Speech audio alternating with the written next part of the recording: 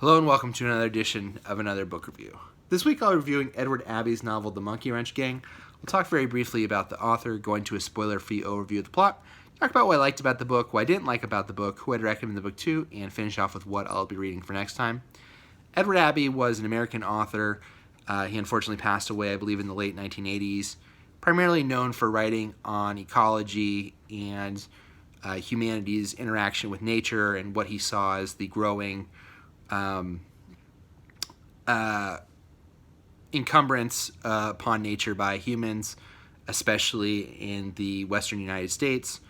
This book, The Monkey Wrench Gang, is his most famous work, and it's about four characters who become essentially eco-terrorists. They're destroying things like billboards and things like bulldozers or anything that kind of encroaches on the natural beauty of the land.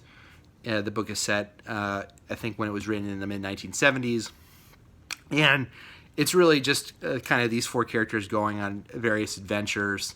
There is something of a goal in the book that they try to...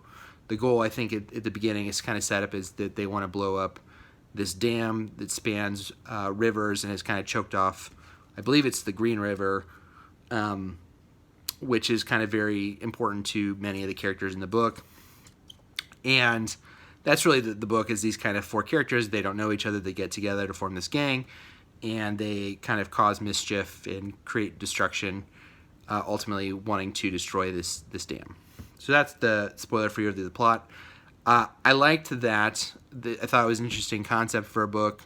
I think that whenever Abbey is writing about nature, his writing kind of sparkles. Clearly he cares a lot about this topic, and he has a good sense of place in his description of nature and the plants and animals that are in that space, and his writing kind of really comes alive, and he's very vivid in his description of the various places that these characters travel to.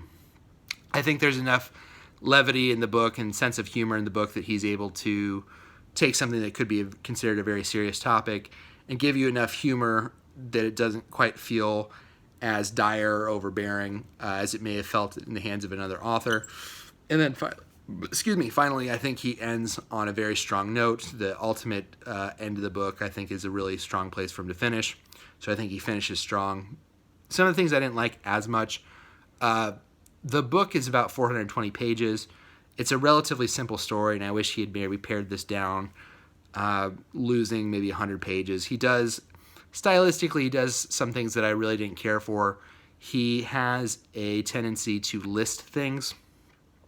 So it'd be like if you, for instance, walked into a fast food restaurant and you listed every item on the menu in your writing when describing the food they serve there.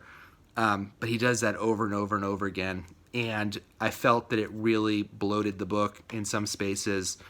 I felt that while I enjoyed the sense of humor, there are times that a lot of the jokes kind of felt dated.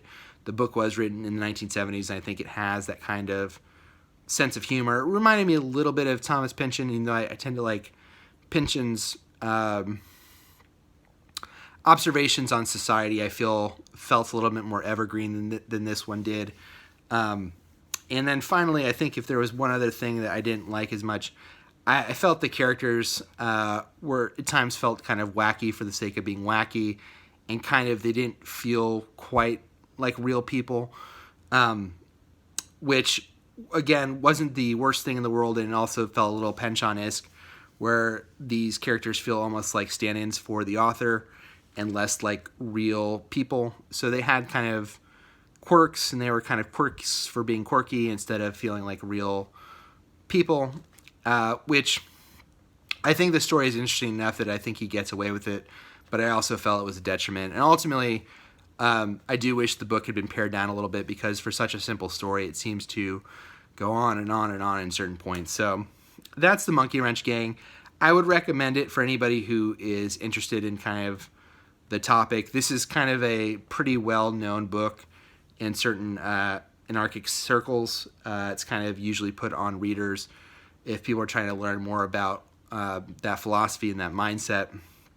And if you're interested in reading someone who blends nature writing with ecology and also want kind of just a fun story, then I would definitely take a look at it. Like I said, some of the writing on kind of society and people feels a little dated in places.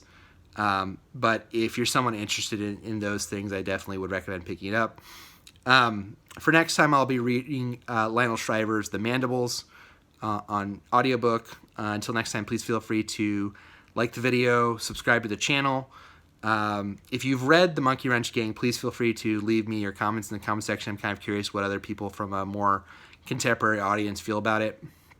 And I'll leave the link to my Twitter account below if anybody wants to check that out. Until next time, bye.